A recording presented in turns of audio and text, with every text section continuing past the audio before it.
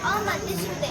आज आपण डॉक्टर बाबासाहेब आंबेडकर यांची 135वी जयंती साजरी करत आहोत. या जयंतीनिमित्त मी तुम्हाला डॉक्टर बाबासाहेब आंबेडकर यांच्याविषयी अधिक माहिती सांगण्याचा प्रयत्न करणार आहे. नमन त्या पराक्रमाला, नमन त्या देशप्रेमाला, नमन त्या बाबासाहेबांना, नमन त्या ज्ञानसूर्याला. मी आज तुम्हाला डॉक्टर बाबासाहेब आंबेडकर यांच्याविषयी अधिक माहिती सांगण्याचा प्रयत्न करणार आहे. डॉक्टर बाबासाहेब आंबेडकर हे केवळ दलितांचे कैवारी, एका विशिष्ट समाजाचे नेते हीच त्यांची प्रतिमा झाली आहे.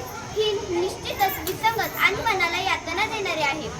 देशाचा कारभार चालवणारे, राज्यघटना लिहिणारे बाबासाहेब हे केवळ एका देशाचे नेते कसे होऊ शकणार नाही, हे साफ दिलेले आहे. मी ठामपणे सांगते की देशातील सर्व वंचित समाज, स्त्रिया, मुले यांचे ते तारणहार आहेत. देशातील प्रत्येक घटकाच्या कल्याणासाठी डॉक्टर बाबासाहेब आंबेडकर यांनी आंदोलने, लेखन, भाषणे, चळवळी उभारल्या, पण त्या महामानवाला आणि त्याच्या विचारांना जातीत बंदिस्त केले.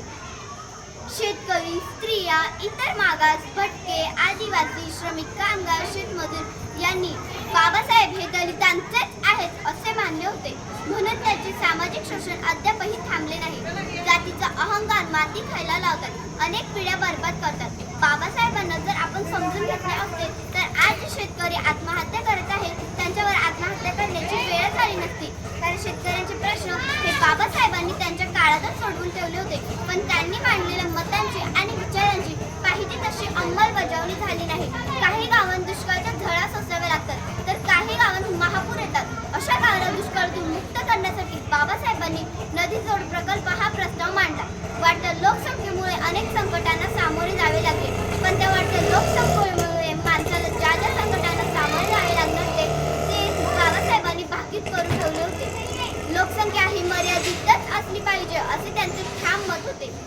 भारतातील स्त्रियांना डॉक्टर बाबासाहेब आंबेडकरांनी दिलेली कवच कुंडले म्हणजे हिंदू कोड बिल. मजूर खात्याबरोबर डॉक्टर बाबासाहेब आंबेडकर यांना ऊर्जा खाते देखील मिळाले. तेच या देशाचे पहिले ऊर्जा मंत्री ठरले.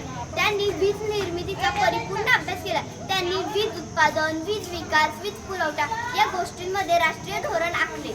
मजूर मंत्री असताना डॉक्टर बाबासाहेब आंबेडकरांनी कामगारांचे 12 तासाचे काम हे 8 तासांवर केले व रविवार ही त्यांच्या हक्काची सुट्टी असे जाहीर केले. बाबासाहेबांच्या जीवनावर बोलायचे ठरवले तर एक दिवस कमी पडेल, कारण हजारो वर्षांचे काम त्यांनी एका जन्मात पूर्ण केले. म्हणून मी त्यांच्याविषयी एकच बोलेन, असा मोहरा नाही झाला ना पुढे होणार, असा मोहरा नाही झाला ना पुढे होणार. बाबासाहेबांचे नाव सतत गरजत राहणार, सतत गरजत राहणार. धन्यवाद.